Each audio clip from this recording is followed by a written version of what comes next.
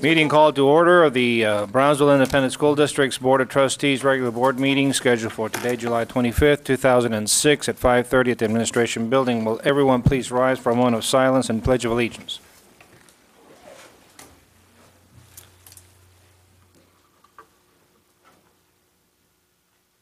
Brother, would you lead us? Pledge allegiance to the flag of the United States of America and to the republic for which it stands, one nation, under God, indivisible, with liberty and justice for all. Honor the Texas flag. I pledge allegiance to thee, Texas, one and indivisible.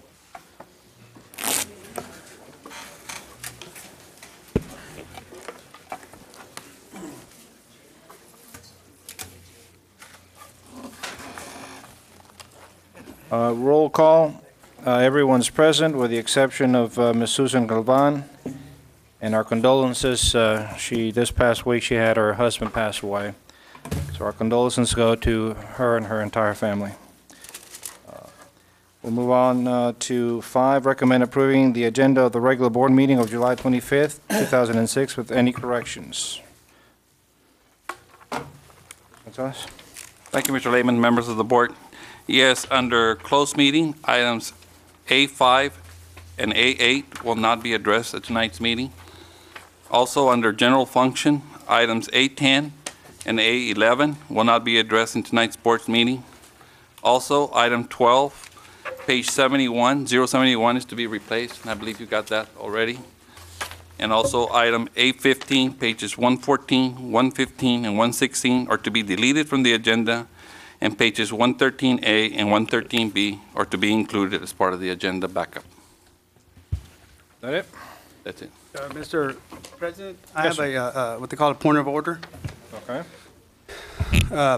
In my opinion, because we took action during the regular board meeting on June 20th of 2006 agenda item in closed meetings 11, personnel matters, 826, 827, 828, 829, and 832, and items in questions were tabled. Never voted or against, but tabled by a 4-3, thus suspending action for future board meeting date. We must follow parliamentary law due to the risk of possible litigation and or DGBA. Mr. Sedania, with all respect, do I have within my authority by board policy and Robert's Rule of Order to place an agenda on next scheduled board meeting of the Board of Trustees Tuesday, August the 1st, 2006, these following agenda items to be placed back as presented on June 20th, 2006 at the regular board meeting? Counselor? Mr. Powers, I've been consulting most of the day today with several law firms and lawyers from the Texas Association of School Boards, in addition to my own research on the matter. One of the things, in that general comment that I must make before I answer your question is that Robert's Rules of Order is an aid in parliamentary procedure.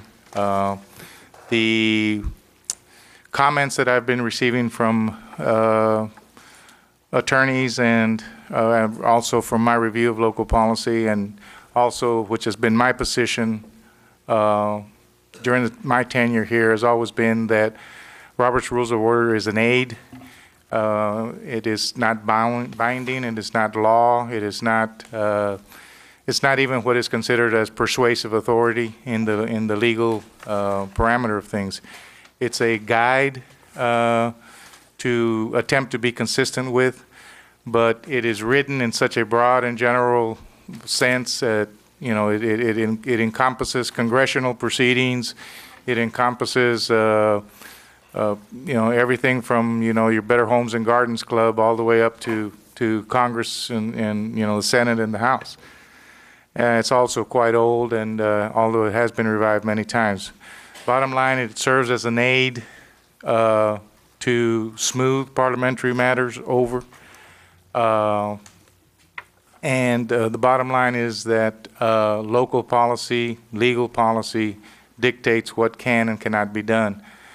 In my discussions with TASB, they have indicated that the point that you are raising is a valid one.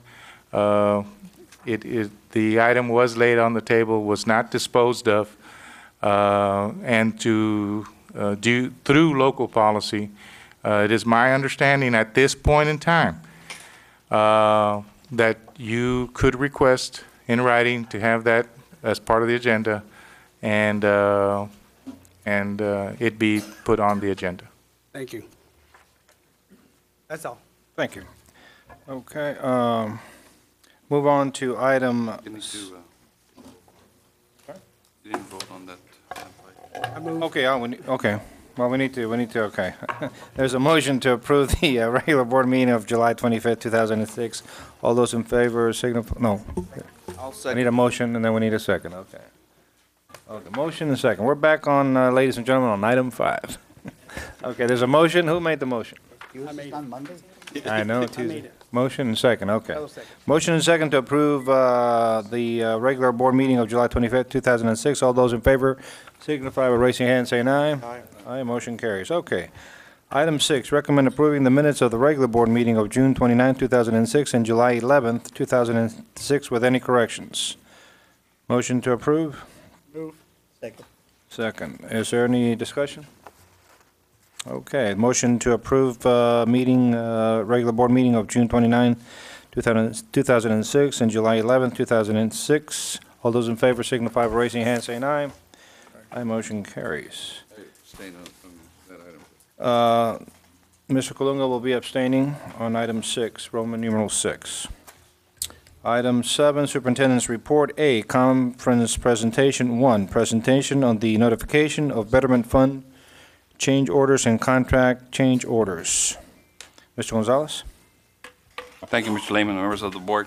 We have some change orders as presented concerning elementary number 140, re-roofing project at Hannah High School, re-roofing project at Cromac, Del Castillo, and Palm Grove, and the kitchen renovations at Pace and Porter. These are all just change orders within the Betterment Fund, and they're for your review. If you have any questions, be glad to answer. Questions? Yes, I have a Notes? few. I see there's one change order that was a wash, the $121,000 for original storm drain package, and what's that all about? I don't understand that. What happened? That's the site drainage at the campus. There was an allowance made. It wasn't really a change order. It was an allowance made. There were some engineering plans that were designed for it that we felt was not quite what we needed as far as draining that campus. So we re-engineered that, and the price came back. We sort of told them, we're only going to pay you what the original plans called for, so work within those parameters, and they did that. And we got it to where it was satisfactory to both BISD and the architect for the drainage on that. Okay, yeah, I saw where it was a wash, came out back to zero. I was just wondering if because we changed the roof drains, Yes. and I was wondering if that is what caused this one change order for the joists to be modified on the roof. Is that what happened there, or? No, that was a different reason for that change order. We needed to put a different type of slope on the roof, and when we did that, it created a little bit of change on the joist. And I don't know exactly the details, but Mr. Bailey is here to explain it if you wanted to exactly what was that change order. Mr. Bailey? Good evening. Yeah, that's actually very close. At the original design of the building, there was a certain area of the building where the bar joists, as a structural engineer designed, were flat. And prior to their construction or their fabrication, we looked at it again and realized that they needed to have a slope just to get the water off the roof in a much more efficient way. And so at that time, additional tonnage of steel was needed in order to increase that slope on those joists. And if I remember right, I think there were about 10 joists that were affected. Well, I was surprised because this is a prototype. It's a rebuild, and I was surprised that hadn't been caught before. Oh, actually, you're correct. The design is a rebuild. It was actually a completely redrawn set of drawings, though. That's a little bit of a misnomer sometimes when we say that a drawing or a set of drawings is taken from one plan and simply some minor modifications made. This one was redrawn in order to get all the requirements that BISD wanted of the building. I see. I see. But it was something that wasn't picked up during the drawing phase. But I would say, though, it was picked up prior to any fabrication, any expense. In other words, those bar joists weren't already manufactured, and then they had to be taken apart and rebuilt. I didn't see any delay. No The delay. other question I had is in regards to the floor drains that we put in all the bathrooms. We didn't have floor drains? I guess we didn't. That is correct, Mr. Munoz. If you look at the design at every pod, or consider every pod, every area that's there, first grade, second grade, when you look at the restrooms, the lavatories are outside. And they were not designed with a floor drain on them. That's the way they've done it in the past with their design.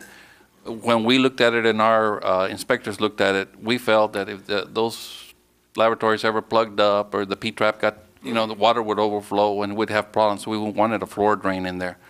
Also, I think it's in the pre-K or K, they have bathrooms at every classroom. In case the toilet ever got plugged up or whatever, there'd be water coming out, and there was no drains there. So we asked them to put drains in there in order to get the flow of water out in case there was an accident in there that needed to get the water out. Well, I think that was a good move. I concur with it. I just wondered why it didn't have it originally. The other item that I wanted to ask about is we're up to change order 8. No, we're up to change order 9. 9, I see number 7 was we've removed the carpet from the building for the most part, other than the administrative areas. And the library. And the library. And so one of those is change order 8. We're replacing it with vinyl composite tile. And then item 9 is, I forget what 9 is, but what happened to 8? Where is 8? 9 is also tile. What did we have something that, I'm curious, what was changed? We jumped from 7 to 9. Is there something that was deleted, or? I would have to ask Mr. Bailey to that one. And I hate to say this, but I do not recall what number 8 was. The CPR stands for Change Proposal Request, and all that is just simply asking for pricing. And I'm sorry, I cannot remember what number 8 is. I'd be happy to let you know tomorrow morning as soon as I find my file. Well, I would just ask that I had a hard time going back and forth. Sure. That we have one sheet listing each one, because I think we were just presented with 3, and there's really, we had data for all of them here. Right. And they were all kind of interspersed, so I had a hard time.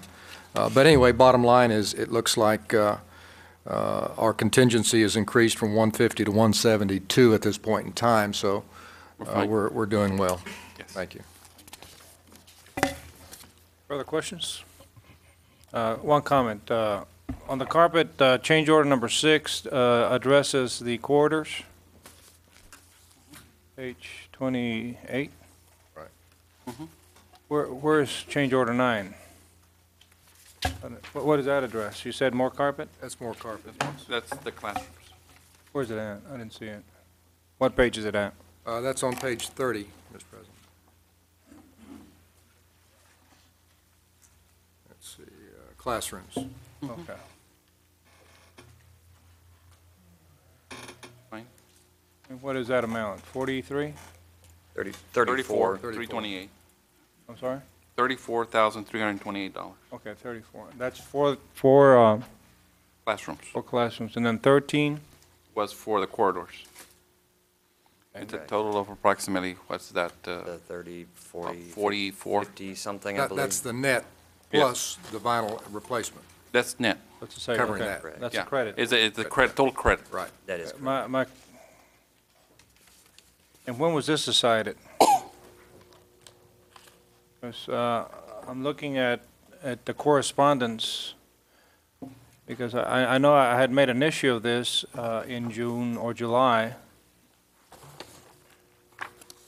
And I had it here. June 15th was when they sent me the letter saying that they would give me the credit on the corridors. Page 28? 27. If you look at page 27, there's a letter to me issuing the credit. Right. But on the description on page 28 says, "We propose to provide material, labor, and equipment to provide credit to furnish and install VCT in lieu of carpet at the secondary corridors for your request dated 4/21/06." That's the original date that I requested that they give me something in writing as to how much we would get Okay. credit on. We were told something by administration. Okay. Okay, That was thank the you. initial date that I requested. Okay. Mr. President, one other question. Have we had a chance to look at that dead space above the offices in the gymnasium? Gymnasium area, yes. Are we going to be able to do anything with it? Mr. Bailey, I hope has looked into it. I've Well, asked him to. Can we afford to do something? That's of course your decision. It is going to cost a little money to do something like that, and we are putting a drawing together. We actually had to go back to the structural engineer because they have to provide some structure above that ceiling to support the ability of using that for storage up above. And I don't have anything for you this evening, but we are looking into that to bring back to you. Thank you. So one, Ben Bright will not have carpet in the classrooms, correct? Not in the classrooms or secondary corridor, Or the bathrooms, okay, very good. or bathrooms. Or bathrooms, okay, thank you. Bathrooms. They had them on the bathrooms, too. Additional comments? Okay, move on to item 2, presentation of the Brownsville Independent School District's financial report for the period ended May 31st, 2006. Mr. Gonzalez? Thank you, Mr. Lehman, members of the board. I'll ask Mr. Sanchez to go ahead and do his presentation. Mr. Sanchez? We want to wait for questions, or do you? I know Mr. Munoz has a question. Well, I didn't have anything specific like I normally do. We're looking at, this is the 05-06 budget, and with 1 month to go. This is May 31st, 06. But what I requested, I called earlier, and I requested that we be furnished this format with the new budget, July 1st, without the numbers that we're going to add to it tonight. On items, I may be getting ahead of myself, but it is probably acceptable. On items 17, 18, and 19, we have some budget amendments, Amendment 1, 2, and 3, which are in the amounts of $25,850,000, 25, 26, $27 million. So I would just, I really, as I understand, would it be inappropriate to explain what these are going to be, how this will affect the budget? Can you explain why those numbers are coming to us for amendment? Would that be more appropriate to handle during those particular items as budget amendments rather than on this presentation? The question is, how do they show up here in the Yes. budget? Yes. And we're in the budget. So, okay, I mean, unless it's a trick question. In other words, for instance, we know we have a $451 million budget for 06, 07. Once we enact these three amendments, is that going to knock it up another $27 million? And where's it coming from? Mr. Gonzalez, board members, try to make this as simple as I can. What we're bringing to you are items that we have already budgeted. They're in the budget, and some of these items, for example, Ben Bright startup costs. And I know this is agenda items later on. They were later on. Okay, but I'm just using that. Am I out of line, Mr. Saldaña, on this? No? Okay. General. Anyway, if these items have been budgeted, and if there are no expenditures there, eventually those $850,000 startup costs would have increased our fund balance at the end of this year by that specific amount. Okay? So what we're doing is we're coming right back and saying, all right, we can either take this, carry them forward, designate them, reappropriate them. Fund balance doesn't change, but it does change our budget, because if fund balance would go up, and if we come back, we're going to be changing our budget. What I want to address Mr. Munoz's concerns is I want to redesign this format, and I think what I'll do is I'll add one column. The very first column is going to be original budget. Excellent. Then the next column, I'll bring in all the budget amendments and budget changes. And I think this way you can see, as we bring these items to you, for increasing our budget. You can see the growth and why they are, and I think we can better probably track them a little bit better. But for those three items that we're considering, all we're doing is basically saying, look, we have these items already budgeted. We had them here. All we're going to do either reappropriate them, carry them forward, but it is going to have an impact, as you say. It will change our original budget. But it's not touching into fund balance because we presented a fund balance. Presented a budget that was balanced based on all the expenditures that we anticipated and all the revenues that we anticipated for 06, 07. Inclusive of these 26.7 million? No, sir. So then it wasn't? Yes, it is. It isn't. We're talking another $27 million. It is confusing. Yes, it is. Basically because of the nature of the items, it's either, you can designate them and reserve them, okay? And eventually, those items make their way. If no expenditure occurs, they make their way back into fund balance, okay? So then you're going to have, yes, fund balance is going to go up. You're going to see a change in fund balance because you're going to have a greater fund balance.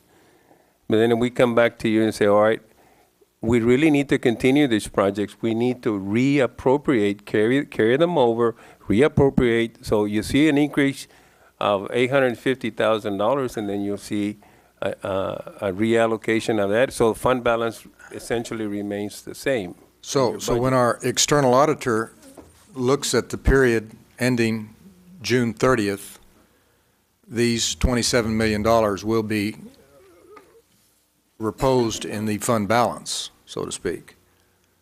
They will be in the fund balance. So we will see a fund balance of 80, 90, 100, $120 million at that point in time. But 1 day later, 1 minute later, Goes back. Of course. it's gone. Yes. Right. So when we get Costco's report a couple of months from now, he's going to say, well, page 13, here's your fund balance. But we have to keep in mind that we immediately moved $27 million out of that. Am I incorrect there? I think I'm correct. I'm trying to follow what you're saying. You're the accountant, Mr. Sanchez. I'll let you handle that one. I think what I need to do is probably give you a Friday update and see if I can diagram something that'll show you these items, how they flow through. And I think they'll be better than me having to sit here and try to. I know the money is still in our hands, and I know that we're investing it and being good stewards of our money. But it's just that we have to understand how these things work. Otherwise, you can do a lot of things with numbers. And what we might think we have, perhaps we really don't. But we only do what's allowed by the guides that are provided by TEA, and this is what we call the reservations, fund balance, the reversal of those items, so that you can reappropriate them and use them again for the ensuing year. Yes, sir. Well, there's no question that these items, the majority of them, some of them I don't recall, and I'm not going to bore everybody with asking individual questions. I realize, I recognize a lot of them that we have need for, that we have set aside. We know we're going to perform these. And some of them will not get performed, like some of the ADA things have been carried over for 3-4 years. And we might use some and we might carry it over. So we understand that. But it's just that I think we need to get it in our mind, how do we address these numbers and what do we really have, because sometimes they're not apples and apples. But I'm okay with this. I just wanted you to try to explain this to us. Let me just say, in a nutshell, like the $25 million, those were funds or projects that were not finished. Right. So automatically, the new year, they go into fund balance, and we need to take them out again. Right. And appropriate them into the designated cause. But your fund balance stays the same. The same. Should. And there's no really. It's just boundary. categorized It's rollover. differently. Yeah, we understand that. It's already money that's been budgeted. It's been appropriated. It's been encumbered to a certain extent, and we didn't use it, so we're rolling it over because those projects are still in effect, and we need to continue funding those projects. That's basically it. It does not increase or decrease your fund balance, but it will appear that it will increase your budget because it's money that's being carried over from previous years into this current year's budget. That's basically it in a nutshell. You got Well, that? I'm not so sure that when we see our external auditor's report, those monies, this $27 million, at that point in time when he does the report, it will be in fund balance. It'll be in 199. And we can go ahead and ask Mr. Sanchez to put something together and give us a full report, and I'll put it on my Friday letter to be able to show how that is, and I'll even ask the external auditors to give us a little demonstration how it goes in and out. Good, very good. Okay. Good. Thank you. That answered 17, 18, and 19 for you, correct? Yes, it did. All righty. Any further questions? Okay. We'll move on to B, Standing Board Agenda Items 3, Board Calendars. Mr. Gonzalez? Thank you, Mr. Lehman, members of the board. As you well know, July is just about gone, or it is gone. We have the last board meeting. August is going to be a very exciting month, and just to let you highlight some of the dates, August the 3rd is Campus Administrators in Service at the new Central Administrative Building, the remodeled. The 10th, we also have new teacher in service at the Central Administration Building. If you guys can attend, it'd be nice for new teachers to see who you all are. The whole week of the 14th through the 18th is in-service days, and be glad to give you a calendar. I'll have Ms. Brown give you a calendar where the in-services are going to be in case you want to just drop by. And a very important date is the first class day. Is Monday, it's the August 21st. And another very important day is the 24th of August is summer school graduation at Rivera High School at 7 p.m. And that's what we have for this. Additional comments from the board? I'd like to make one additional comment if I can, Mr. Yes. Lehman. And it has to do with the board calendar. These are announcements. We haven't had a board meeting in a while, and there's some announcements that I just want to make. And one of them is that this last graduating class of BISD, the 2006 graduating class, received over $10 million of college scholarships from local, state, and national organizations. And that's a real compliment to this district, and it was excellent. And I hope these students go on to college and utilize those $10 million in a very credible way and make us real proud of this community that we were able to present $10 million worth of scholarships this year from all our high schools. Also, something that just came out last week, 4 BISD middle school bands placed in the top 10 in the state finals at TMEA in San Antonio. This is a first, and we're one of the few, or maybe the only city in the state that had four middle school bands placed in the top 10. Vela placed 3rd, and Oliveira placed 7 in the class Triple C area, and Garcia and Falk placed 5th and 7th respectively in class Double C. I want to congratulate the students and their band directors and everybody involved with the students, and I thank the board for allowing them to compete and be as successful as they've been. Thank you. Thank you. Mr. President? Yes, sir. I have one other suggestion that see what everyone thinks about. I was wondering if it may be in order to suggest that we arrange for a board retreat very soon. Sure. I think it might be in everyone's interest that we all get together in an informal gathering, either at the encampment or somewhere near here on a Saturday perhaps, and maybe You didn't like the one we had last couple of no. weeks? Well, that was mandatory, and that was not very informal. But Food was good. unless, I don't know how the rest of you feel, but I think that it would be beneficial to all of us. You want to note that, Mr. Gonzalez? Yes, what I'll do is I'll go ahead and get some dates and some Saturdays that are in late August or early September. Send them to you all. I'll email them to you all, then give me your preference and see we can all agree on one day. Hopefully before school starts. Sure, we can sure do it then real next week or the following weekend. Not a problem. Thank you. Additional comments? Thank you, Mr. Gonzalez. Item 8, public audience. The next item on our agenda is the public comment period. This is the time for citizen staff or students to provide their comments to the board. Statements and questions from the audience will not be permitted during other portions of the meetings, so please let us hear from you now if you have comments to present. To have your comments heard tonight, your name and subject matter of your comments must appear on the sign-in sheet, which is located at the rear of the meeting room. Each speaker will be limited to 5 minutes to complete his or her comments. With all due courtesy, I will strictly enforce that time limit. If a group of people want to be heard on the same topic, the board asks that they designate a spokesperson to avoid needless repetition. The board has adopted rules to preclude the abuse of open forum by, for example, anyone uselessly repeating the same comment or complaint meeting after meeting.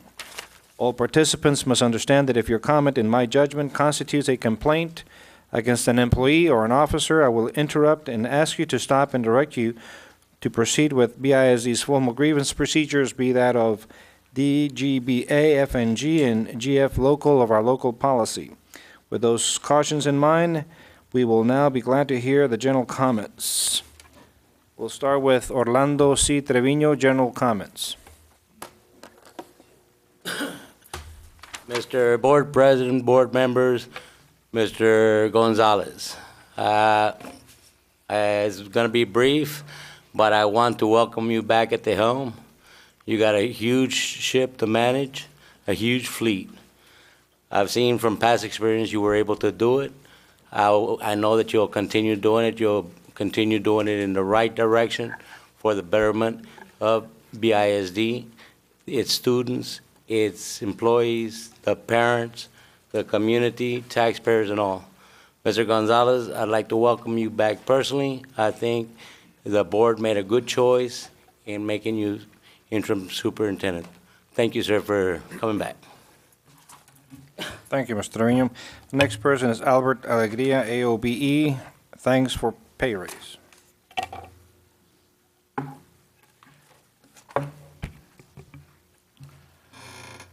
Good evening, President Pat Lehman, members of the board, Mr. Gonzalez, interim superintendent, ladies and gentlemen. My name is Alberto Alegria, the proud president of the Association of Brownsville Educators. The Association of Brownsville Educators would like to thank the past and the present administration, the school board, especially budget chairperson Otis Powers, and the budget committee, Mr. Orlando Aguilar, for paving the way, and for Mr. Lehman for pressing the issue for the pay raises that were agreed upon and that will take effect on September of 2006. As the Association of Brownsville Educators presented its case to the board members and the administration, we felt self-assured that a compromise would take place for all employees. We thank you for adopting the pay raises. We will continue to recommend that the classified employees receive an equitable pay raise next year, similar to the 2% increase of their pay grade, plus their 6% of the midpoint. We feel that this is a step in the right direction, equitable pay. For future point reference, the Budget Committee must set in motion the budget process sooner in order for it to be more informative and reciprocal dialogue with all interest parties can take place. A possible solution would be for the interim superintendent and the school board to start planning and strategizing with the largest association in order to implement exclusive consultation to resolve pay raises and benefits for all BISD employees early in the year. The Association of Brownsville Educators would like to thank Dr. Salkowski for working cooperatively and allowing an open dialogue for the best interest of our community. Even though some issues were unresolved, such as interest-based problem solving and just cause provisions for classified, we made significant strides in others, such as pay raises for classified teachers and administrations, respectively, in the last 3 years. Credit should be given to administration for taking the lead in promoting the bond propositions. With the help of board members and the Brownsville Unions Coalition, comprising of Brownsville Firefighters, Brownsville Police Officers Association, the Brownsville Letter Carriers, the International Longshoremen, and the Cameron County Sheriff's Deputies for assisting in passing of the bond propositions. which was a complete success. We, the Association of Brownsville Educators, would like to continue the same commitment from the interim superintendent by allowing an open door policy, an open exchange of ideas, and to be candid with the association. There is no better prescription for weakness than working together in a sincere and professional manner for the benefit of all BISD employees and students. We, the Association of Brownsville Educators, affiliated with the Texas State Teachers Association and the National Education Association, 3.2 million members, like to wish Dr. Salkowski and his family the best of luck with his new position in Tulsa, Oklahoma. And lastly, the Association of Brownsville Educators would like to congratulate Mr. Hector Gonzalez, interim superintendent, and his administration. We wish everyone the best of luck for the 2006-2007 school year. We look forward to working with the new administration and the school board for the betterment of all stakeholders so that our children can benefit from a great public education because it is a basic right. Thank you and good evening.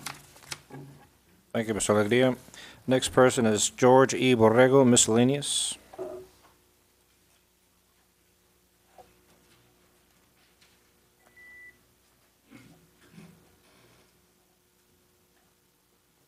I would also personally like to welcome Hector Gonzalez to at the head of BISD. I know he's going to do an excellent job. You made an excellent choice. I believe, and I'll stake Albert Alegria's reputation on this, not mine, that we got the best pay raise in the state of Texas. I have yet to find out that anybody else has gotten a better pay raise for the teachers and for classified. So thank you very much in reference to that. So that means we can recruit a lot of teachers. That means we can retain a lot of teachers. But there are some things that we must do in order to retain our teachers. We have to nurture them, treat them with respect, and get them going, especially the new ones. You know, those first 2 or 3 years are tough. And I don't care if you come out with 1,000 hours from college, those first 2 or 3 years are tough. We need to be sensitive to their needs so that we can keep them.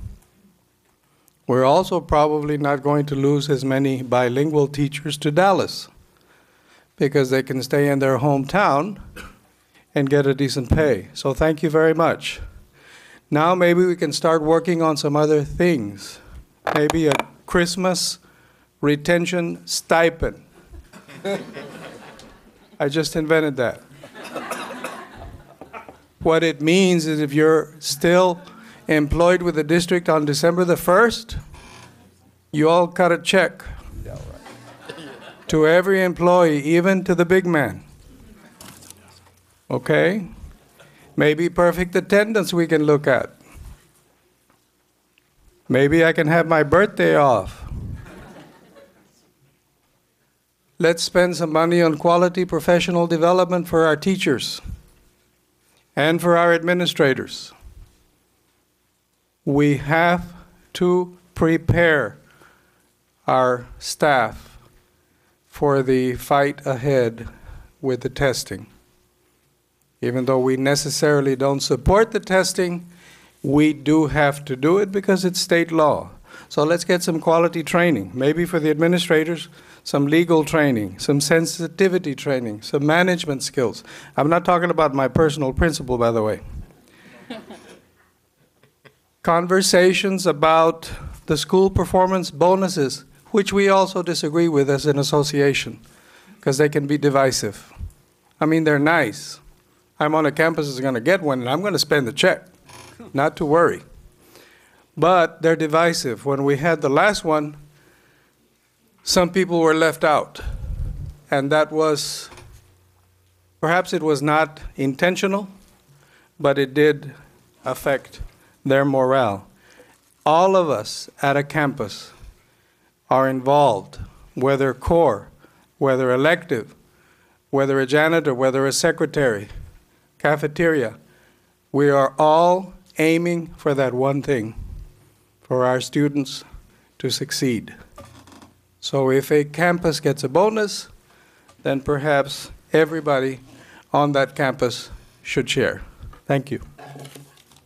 Thank you, Mr. Borrego. Next person is Beto Medrano, perfect attendance, etc. Beto Medrano, just got my pin for 20 years, so I guess I've been with the district for 20 years, unless somebody counted wrong. Dr. Sakashi, we're going to miss him, and before he left, he gave me good medical advice. The man had 2 degrees, and he should have a 3rd on medical advice. Where's Judy Cuerda? Is she around? No. Oh, yeah, she is. He told me to put my feet into salt water, and I walk better, and I think that by August the 14th, I'll be back in school and doing a good job, thanks to Dr. Sakashi. And I do want to allude to the fact about the perfect attendance. George alluded to it a little bit. Perfect attendance will work, and I talked to several school leaders throughout the summer, and they stated that they will be behind it, and the coaches that I talked to, and almost everybody said that it should work. Every employee that I talked to is very enthusiastic and motivated by the pay raise. I don't want to talk about it anymore other than thank you very much. You all been thanked publicly. I thank you publicly and privately for the outstanding work you did. And I researched it, and we went back a long time. That's the biggest pay raise we have ever received in the history of Brownsville, BISD, especially my last 20 years that I've been here. So I know this was the biggest pay raise. And I hate to follow Albert, I hate to follow George, because they always have a lot of statistics, but I don't have statistics. All I can tell you is that we can work that perfect attendance by, with a Christmas paycheck, $500. Then we can get it in May. There will be another $500, and it can work. On the birthday, I don't know, George, about that. My birthday is tomorrow, next day after tomorrow. So I'm in summer, so I don't think I'm going to vote for that. But other than that, I think George is the hero of this thing, and he's my hero, contrary to popular belief from Mr. Sanchez. I really mean it from the bottom of my heart. He is my hero, and Albert is too. Where you at, Albert?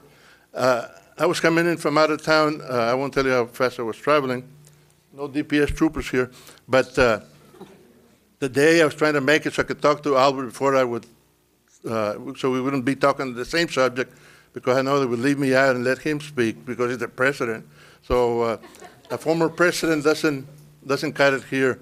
And I do want to also mention before the next meeting, I know you'll be looking for interim superintendents or a permanent superintendent. Don't believe the Herald. The guy doesn't know what he's talking about. He says, go outside and get a good man. I disagree with that. We don't have to go outside. We're insulting our local educators by making that statement. I would debate with a guy anywhere he wants to. I would challenge him to come before the school board and tell us that. He's gutless for saying that we need to go outside of the school district. We don't have to go outside. We have Johnny Pineda, Mr. Gonzalez, Berta Peña will certainly do a good job. And we have people capable of doing a good job here. And look for a local person. Don't spend $250,000 going on a national thing and thinking somebody outside can do better. Folks, I tell you, like George and Albert, let's do good things. And I've been stressing since the budget and the salary committee, teamwork and teachers working together with the interim superintendent and with the AAs. All the AAs are doing a good job. So I say to you, let's work together. Let's keep those two T's going. Be sure that we work with the teachers. Be sure we are doing the right thing. And what you said in the paper yesterday, today, Mr. Gonzalez, I salute you, and we're on the right track. And Mr. Aguilar will be having better scores this year than ever. We're highly motivated, and that's the place to be. And this, right before we start, We gotta have a big pep rally instead of that retreat. You should have that retreat after the election. But, and I know yeah, you had it a long time ago. We're already ending now. It's too late. But anyway, all you guys, keep up the good work, teamwork, and teacher training and togetherness and being tough. Hang in there tough. Don't go ahead and abstain. Hang in there, wear the pants a little bit tighter, or get a new belt. Thank you. Thank you, Mr. Medrano. There's a person, I believe it's Julieta Mesa. I guess it's been scratched. I just want to give the opportunity if that was the intent, but I'll call the name. Okay, then. That concludes the public audience portion. Move on to item 9, closed meeting as pursuant to the Texas Government Code, Section 551.074 and 551.082. Board goes into closed meeting to hear A, Level 3 Board Review and Grievance, 6, Level 3 Grievance, Maria Cordova, number 007-07/06.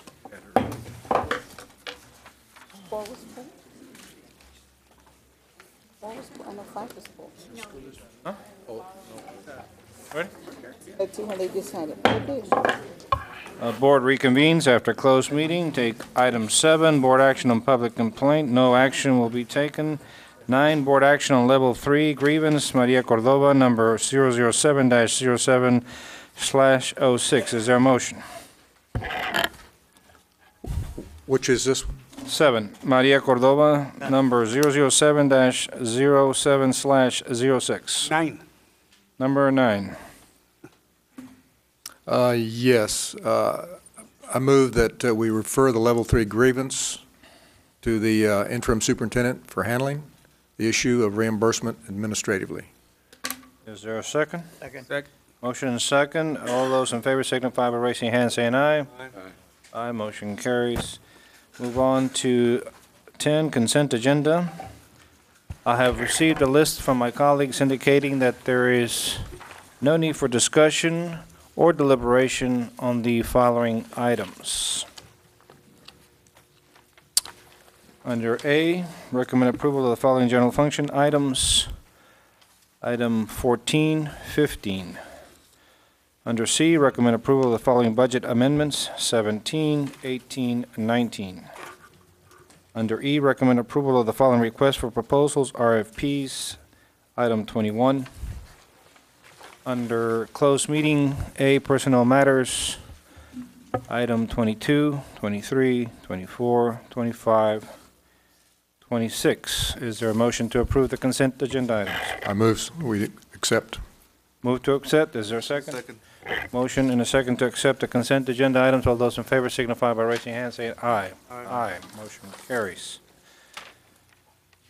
Move on to A, approval of the following general function items. Number 12, recommend approval for professional development presenters for the activities to be held on the month of August 2006 for 2006-2007 school years. The motion to approve. Move to approve. There's a motion to approve. Item 12, is there a second? Motion and second. Discussion, Mr. Munoz. Yes, sir. We had a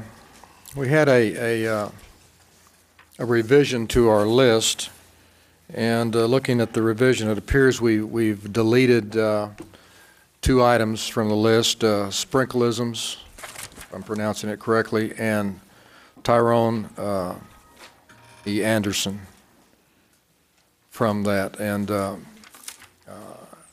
I was concerned. I don't know if are these going to be eliminated or are they covered elsewhere? Because I know that Tyrone we approved Tyrone last time we looked at consultants, if I'm not mistaken. To address that issue, Mr. Munoz, sprinklerism, it has been that nobody was really going to use them. They had withdrawn from any consideration. The other one, Ms. Hernandez, Dr. Hernandez, did you pull the other one also? Yeah, Mr. Gonzalez, members of the board. Yes, because it was already on the February list. There was no need to bring it back this time. Okay. Okay. My only observations are that this format is a little bit different than the consultant format that we looked at recently, and I would prefer that they be consistent. In other words, this doesn't tell me where the consultant is based out of. So in addition to that, I guess I would ask the question, are these prices inclusive of travel, and are these comprehensive prices? Because you might see $1,500, but that they might be coming from. Gonzalez? Yes, Dr. Hernandez, I believe you got this list together along with Mr. Sanchez, so you can address this, please. Yes, sir. It doesn't include travel all the time, and some consultants, they like to do that apart. Okay. So there could be additional costs to these numbers. I'm looking at, I'm on page 71. I'm looking at half day for $1,250, another one for $1,750, going down the list, another one for half day for $2,000, Poetry Alive for $3,000 for a half day, SDE for $1,615. Some of these seem a little bit high. I think that probably it may be an additional to asking that this listing tell us where they're from, and if this is a comprehensive price, that it may also probably should have a sponsor. I'm sure that there is someone behind every one of these. There is someone who has experienced or utilized these folks before and thinks they're better than sliced toast. So they know that they would, they feel like they would enhance the district. But I think that it may be informative to us to know just who is the sponsor of these individual consultants. And we'd be glad to give that to the entire board. I'll do a follow-up. I'll have Dr. Hernandez give me exactly what campus they're going to be presenting at and what type of audience they're going to be targeting, and we'll send that to the board. This type of information is available, and we will proceed to do that. These persons are needed for in-service of the week of the 14th, and most of them have been through the request of campus principals through their AAs, saying that these are the ones they're going to present at the campus level. So this is important to get them through. I fully understand that additional information would be a lot helpful to the board, and we'll be glad to send that out to you. Thank you.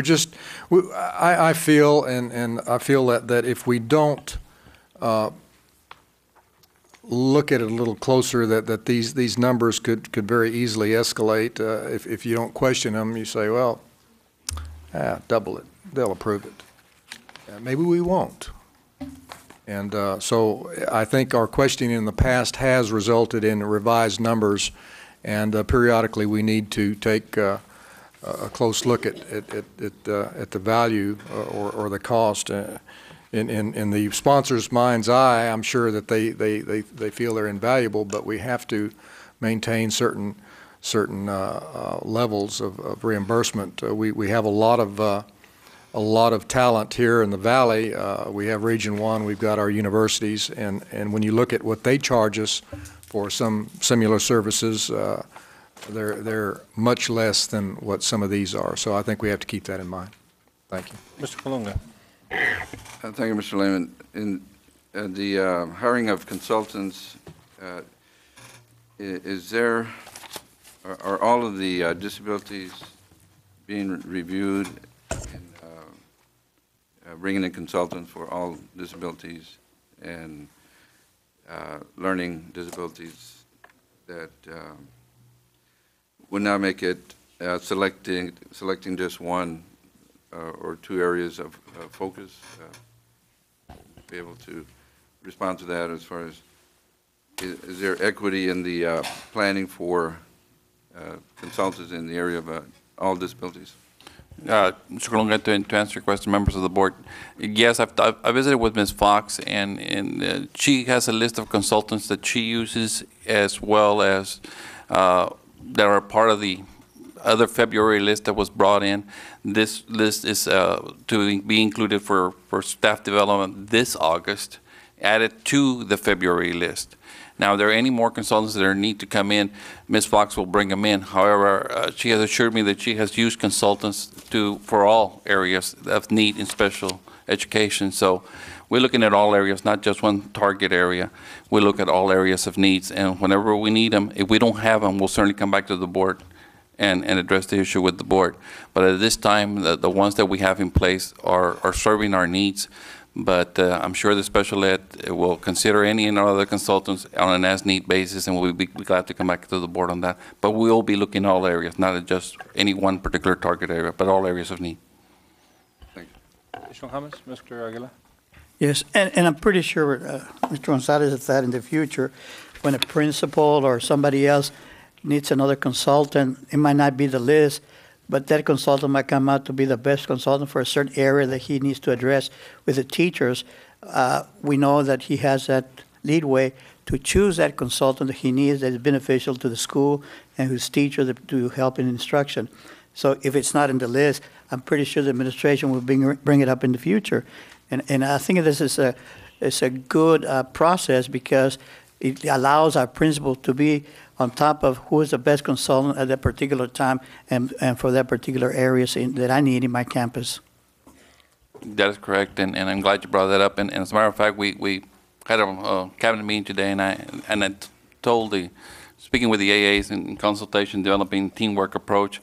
If it's a good consultant for one area and it needs to be shared with the entire district, not just in one cluster or in one particular campus, because if they're good for one area, they might be good for the entire district, and we need to look at that and be able to share with the AAs, and then in turn be able to share with different campuses. And absolutely right, if there's somebody good out there that we need to bring up, we certainly need to bring it up, and administration bring it back to the board to add it, because there might be some good ones out there that we haven't looked at yet. Additional comments? I just have one question. This has come before to us in this format? Because I don't remember. Because my question would be, this would be kind of a dangerous precedent to approve all these, not having them come in through under the $25,000 threshold, because this is an open ticket. And if I'm correct, Mr. Lehman, I think Mr. Sanchez brought an agenda item back in February, maybe not in this particular format. Mr. Sanchez, do you recall how it was done? You want to elaborate a little bit on that? The format, board members, that we presented before was a format in which we included the source, the topic that they would be delivering, what funding source was going to be funding the consultant. And also including on there where the rates were, either by day, group, individual, and so forth. Brownsville ISD is basically trying to take a lead in an area where the rest of the state is really behind.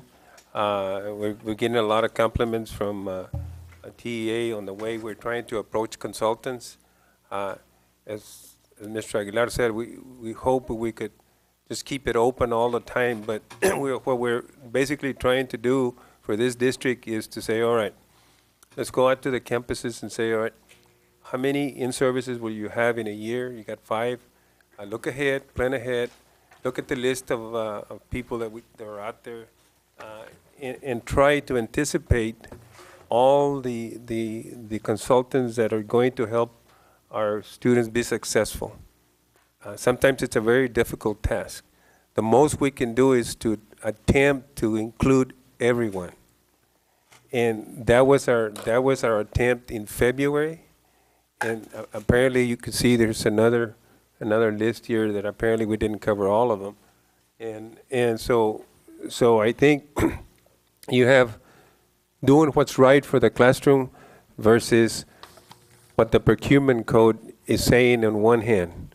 You know, you've got that $25,000 threshold, as Mr. Lehman has said, and so we're bringing them to you. Basically, these are they're either the half-day hourly rate or full-day, whatever, or group rate. But in essence, what you're telling us is if you approve them, it says you can use these individuals more than once, twice, 3 times, or whatever the amount is. Your question is, well, what happens when they get to $25,000? Well, you have approved them to exceed that amount. By tonight's action. Yes, sir. And we will bring those back to you because we have the quarterly report that we present to you. Then those names and the total amounts, you will see how each one of these individuals and what the total amount of consulting they've done with the district.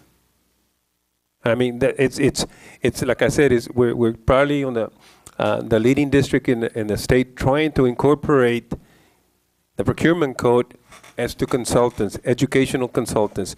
Most of the districts that I spoke with recently have no procedures in place. They attempt to monitor this individually, and you know, with the size of our district, you bring up a consultant and you have 50 campuses. Well, if an individual, if 25 campuses like that consultant, well, you know he's going to be busy and you know he's going to exceed the $25,000 real quick. So this is what we're trying to anticipate, and this is what so that we bring it to you and try to help the administrators. My concern is on CH local and CH legal, but wouldn't it be more prudent to just go ahead and not approve this and just allow administration under CH local to continue, and then if it exceeds the 25, that's the fail-safe, it does come to the board to appropriate further funding. That's the way that's the way we had been doing it. So to me, this is a very dangerous mechanism. Yeah, you know, see here, there's also other variables. Mr. Sanchez explained it very well.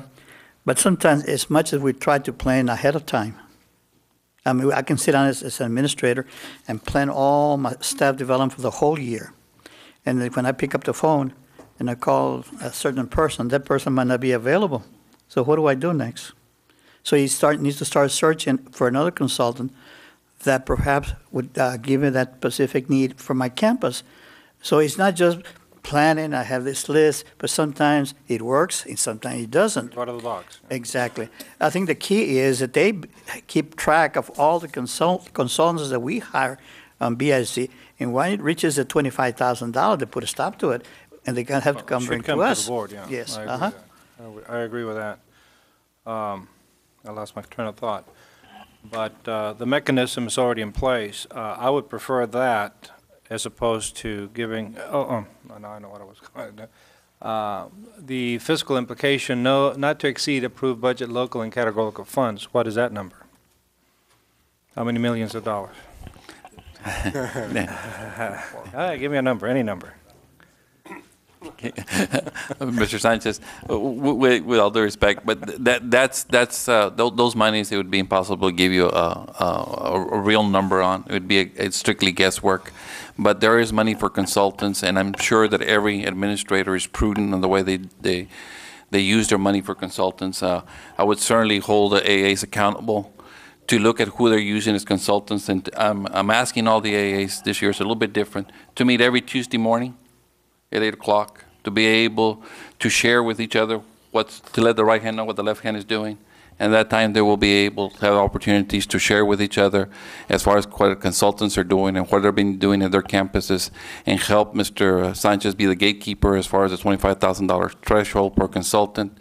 And I don't know, it might be safe to go ahead and just approve them today and then come back maybe with additional research through Mr. Saldana and Mr. Sanchez through TEA and ask them if this is appropriate to go ahead and do this, and let them go ahead and just hire consultants and bring it to the board once they exceed the $25,000. I think it would be safer in doing that and researching it rather than trying to make a decision right now without having to contact the purchasing division of TEA. Let me read CH local. The board delegates to the superintendent or designate the authority to determine the method of purchasing in accordance with CH legal and to make budget purchases. However, any purchase that costs on the aggregate to a cost of $25,000 or more shall require board approval. That's why this is very dangerous. In the aggregate, that consultant can exceed 25. We'll never know that. and we just gave you carte blanche. I've never seen it in this form. I'd prefer that you have the authority under CH to execute these, and maybe down the road, we can, I think Mr. Munoz wanted consistency in the salaries or the pay for either half-day, full-day, or whatever hourly wages to be consistent and not to have gouging. But anyway, I think the authority is already vested in there in CH. To approve this, I think it opens up, it's volatile. And it's certainly okay with us if that's the approach you want to take, and we will bring it up to you, which whenever any one particular consultant reaches the $25,000 threshold, and I dare say, Mr. Sanchez, look at it at about 18, don't look at it at 23. What's that number? Yeah, go ahead, Mr. Sanchez. Board members, when we talk about consultants, it's in the aggregate, and it's not each individual consultant. All the consultants aggregated together. So for us, one consultant, 15 consultants, 500 consultants, we're going to exceed that today. And so it's a family group that we have grouped together as consultants. And that's the question that I've been researching with TEA. And they're saying, well, the smaller districts do what you're saying, Mr. Lehman. They have, they go ahead and let the administrators go ahead and hire whoever they want, and they do an individual thing because they're small. In this district, when we look at the family of consultants as a group, a category, that's why we went out as a category of educational consultants, we quickly get to the $25,000 threshold.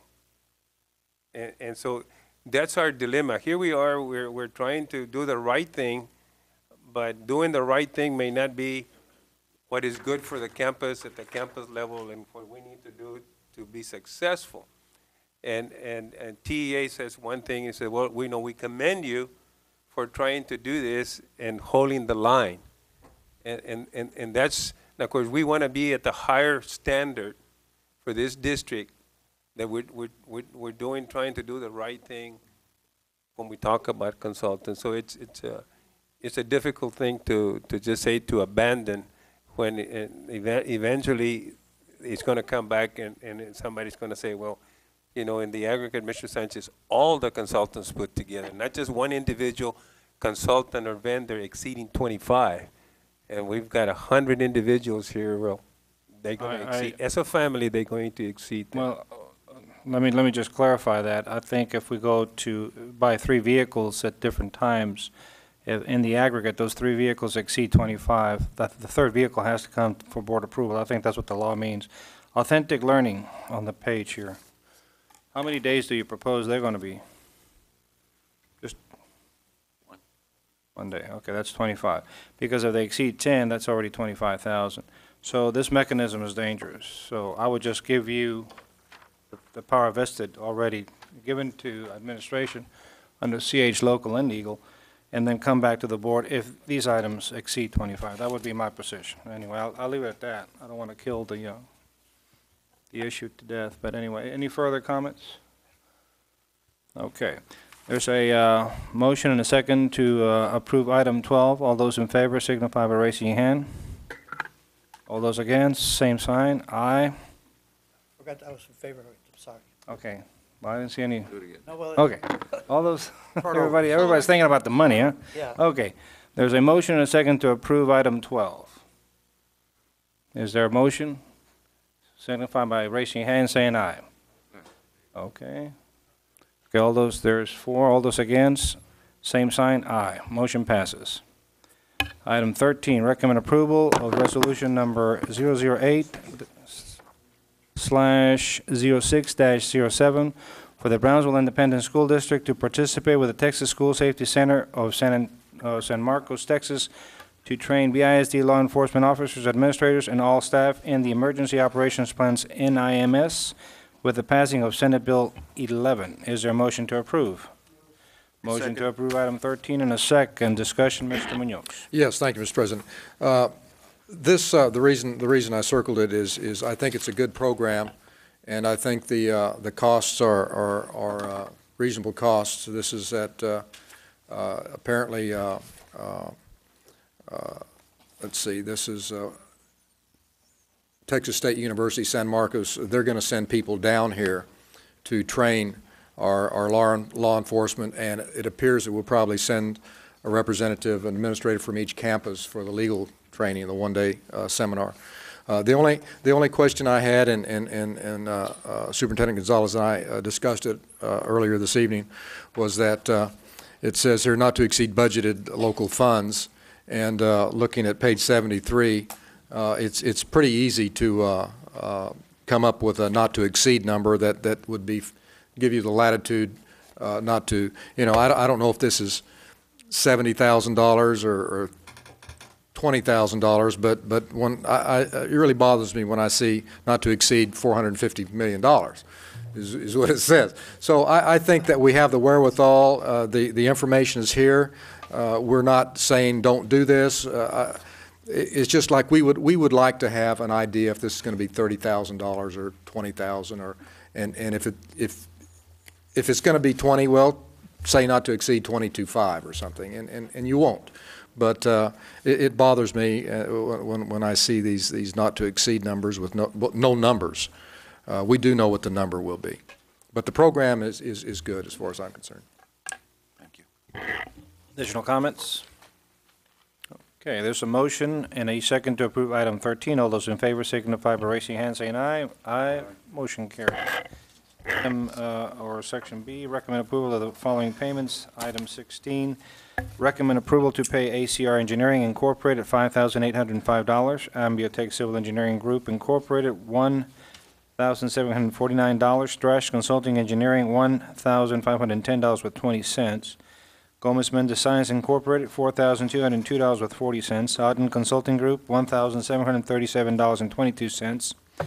Professional Services Industries Incorporated, $226. Stanford Knowles Architects and Planner Incorporated, $40,800. American Contracting USA, $364,602.34.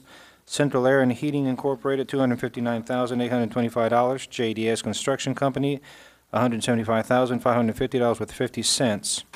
Jamel Construction, $270,402.21. Scoggins Construction Company, $645,678.90. W. Murray Thompson, $127,745.10, for a grand total of $1,895,833.87 to be paid from local maintenance funds. Is there a motion to approve? Move. There's a motion to approve item 16. A second? Motion and second. Discussion. Mr. Munoz. Yes, Mr. President. I have some comments and a couple of questions, observations. I looked at the numbers. The numbers look good. On page 118, I see that we're about ready to start the curtain wall project. Is just about designed. That's the $40,800 for your information. The three American contracting numbers here.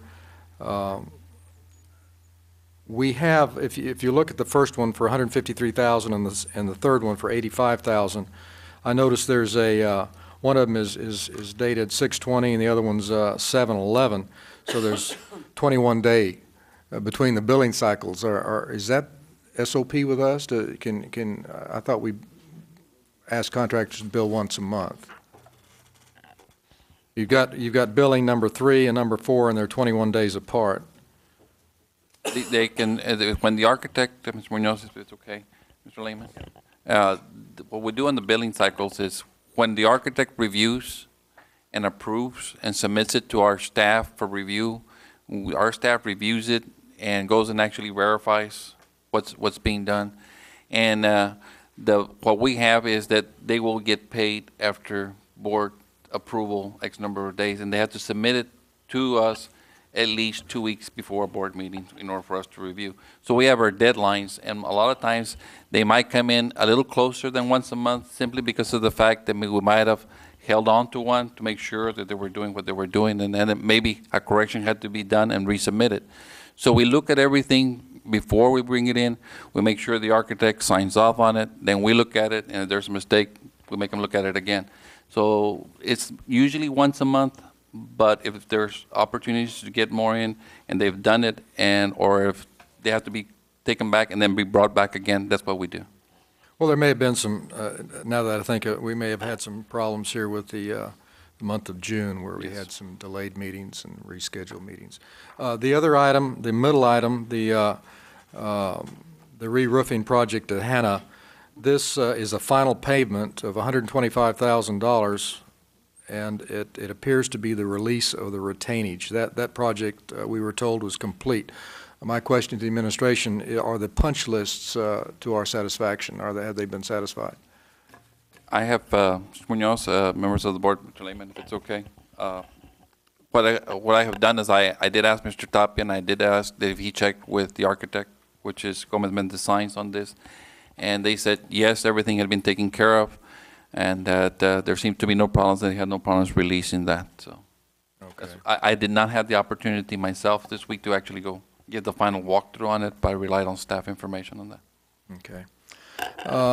On the last page on 119, I noticed that Jamail, the aquatic pool addition, as of July 8th, was reported to be 78% complete. I think we were supposed to have completed July 15th at one time. That date sticks in my mind. We didn't think that was very likely. But what is the projected completion date, and will it be ready for school for September? If I may, Mr. Tapia, could you step up? I really don't know that final completion date that we have, but I know you've been visiting that site on a regular basis. Could you comment on that? Mr. Gonzalez, member of the school board, Mr. Lehman, board president.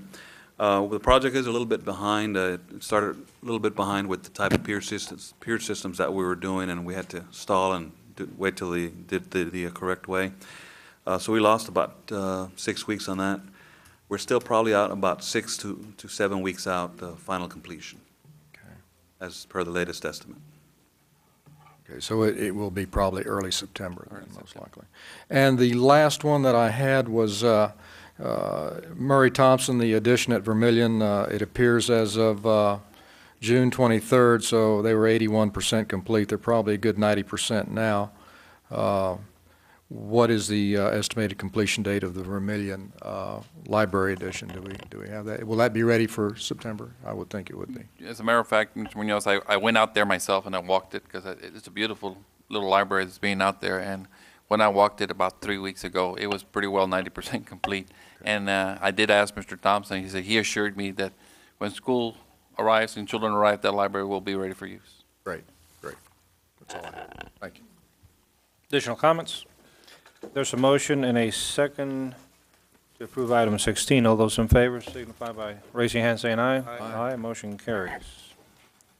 Move on to D, recommend approval of the following request for qualifications, RFQs. Number 20, recommend approval of RFQ number 06-116 to accept the negotiated fee with PHI Service Agency, Donna, Texas, not to exceed $40,835 to provide testing and air balancing engineering services for the new Ben Bright Elementary project. There's a motion to approve. Move. A second. Motion to approve and second item number 20. Mr. Munoz? Yes, Mr. President. I saw this number, and I have some experience with this, and my first impression was it was a little bit high. So I did some calculations and came up with a number, and fortunately for me, I have a former colleague who is a PE, lives in Houston, involved in the air conditioning business. And I called him up, and I emailed him the takeoff sheet, and surprisingly enough, his numbers were pretty close to mine. So I pat myself on the back because this is his business. But the numbers that I came up with were at least a third less than these numbers. I think these numbers perhaps are a little bit high. And I talked to the superintendent about it earlier this evening. And this is a contractor who has, perhaps exclusive isn't the right word to use, but he is our designated contractor for this type of work. But we would urge administration to perhaps have the contractor look at these numbers again, and certainly I'm convinced that they're a little bit high, certainly for Brownsville, Texas. I used union rates. I also did some research with the Corps of Engineers, and same thing. We're looking, and what the Corps came up with is these numbers are apparently a little bit rich. But I would ask administration to have a discussion with contractor, and perhaps he could temper these numbers somewhat. Certainly, if we see all of these jobs coming out this way, I would recommend that we go out for rebid. Mr. Gonzalez? Thank you, Mr. Lehman. Mr. Munoz, you're absolutely right. We are working right now with a contractor trying to get a better price. This is a not to exceed. We're certainly going to try to work him down, and that message will certainly be relayed that we need to get the best price we can. And if we're certainly not obligated to one, if we can get a better price, we can certainly go out for an RFQ again and get more input from other ones. So at this particular time, we do need one, and we guarantee you that Mr. Tapia and I will be working with this contractor to get a better price. Appreciate that. Thanks, sir. Additional comments? I have one question on follow-up. Do we have on-premise or at the district an RS Means book or catalog that's current? Yes, we do. And do we follow or we look at that? Yes, under the RS Means catalog nationwide, I did ask staff to look at that. It would have been 60,000 on using the McAllen index numbers. Okay. It would have been 45,000, so they'd still be below the McAllen index numbers of 45,000, which is 40,000. We are pretty below the RS Means, which Yes. is a good barometer indicator. Okay. Motion, there was a motion and second to approve item 20. All those in favor signify by raising your hand saying aye. Aye. Motion carries. Now move on to item 11, closed meeting. As pursuant to the Texas Government Code, Section 551.071, 551.072, 551.074, 551.082, and 551.084. Board goes into closed meeting to take up items 27, 28, 29, 30, 31, 32, 33, 34, 35, 36.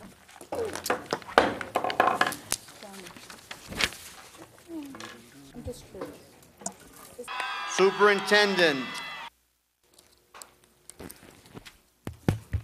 We're on? Okay. Board reconvenes after closed meeting to take personnel matters. We'll go to item 27. Recommend approval of probationary contractual personnel assistant principals subject to receipt of all outstanding documentation. Is there a motion? Motion to approve item 27 in a second. All those in favor signify by raising your hand saying aye. Aye. Aye, motion carries. Item 28, recommend approval of term contractual personnel for 2006-2007 school year. Assistant principal, subject to receipt of all outstanding documentation. Is there a motion to approve? So moved. Motion to approve in a second. Item 28, all those in favor signify by raising your hand saying aye. Aye, motion carries. Item 29, recommend approval of term contractual personnel for the 2006-2007 school year principal, subject to the receipt of all outstanding documentation. Is there a motion? So moved. Motion to approve. Is there a second? I second. There's a motion and a second for item 29. All those in favor signify by raising your hand, saying aye. Aye. Aye. All those against? I'm abstaining. And one abstention, motion carries. Item 30, recommend approval of probationary contractual personnel teachers, subject to receipt of all outstanding documentation. Is there a motion to approve? Move. Item 30. Motion to approve item 30. Is there a second? Second. Motion and second to approve item 30. All those in favor signify by raising your hand, saying aye. Aye. Motion carries. 31, recommend approval to increase a professional employee's contractual days from 187 days to 226 days for the 2006-2000 school year EB. Is there a motion to approve? Motion. Motion to approve item 31. Is there a second? Second. There's a motion and a second to approve item 31. All those in favor signify by raising your hand, saying aye. Aye. Aye, motion carries. 32, recommend approval to reclassify a manual trade position to higher manual trade pay grade and adjust hourly rate accordingly for the 2006-2007 school year. Is there a motion to approve? Motion to approve item 32. Second. Second. Motion and second to approve item 32. All those in favor signify by raising your hand, saying aye. Aye. Motion carries. Item 33, recommend approval to compensate a classified employee temporarily from a level 7 to a level 9. Is there a motion to approve? So moved. There's a motion to approve item 33. A second. Second. Motion and a second to approve item 33. All those in favor signify by raising your hand, saying aye. Aye. Aye. All those against? Same sign? No, Okay, vote motion for it. carries. I'm sorry. Item 34, recommend approval to adjust two professional employees' salary to reflect credible years of experience. Is there a motion to approve item 34? Move to approve. Item to approve item 34 and a second. All those in favor signify by saying aye, raising your hand. Aye. Aye. Motion carries. Counselor, nothing on legal, nothing on real estate, Mr. Gonzalez. So we move on to announcements. Number 1238, next scheduled board meeting of the Board of Trustees is on Tuesday, August 1st, 2006, at the Administration Building at 5:30 p.m. Mr. Gonzalez, any announcements? Yes, I have Additional? one additional announcement, Mr. Lehman, members of the board. Just got news that the Safe School Award of Excellence was awarded to Brownsville Independent School District for their diligent efforts toward providing a safe and secure learning environment for all students and promoting safety and emergency response activities and awareness. And I congratulate everybody that contributed to that, and great for BISD. Our thanks and congratulations. Is there a motion to adjourn? I move to adjourn. There's a motion and a Second. second to adjourn our meeting. All those in favor signify by saying aye, raising your hand. Aye. Motion carries. Good night. Thank you.